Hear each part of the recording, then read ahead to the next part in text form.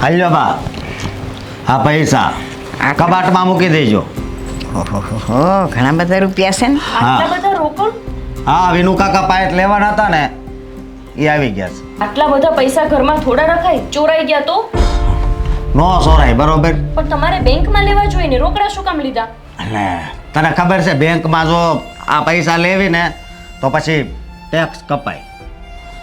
Tax બચાવવા માટે થઈને રોકડ વ્યવહાર કરવાનો. આ સારું. હા, આમ જોવા જઈએ તો સરકારની ખોદણી કરવી છે. સરકાર વિકાસ નથી કરતી, વિકાસ નથી થતો.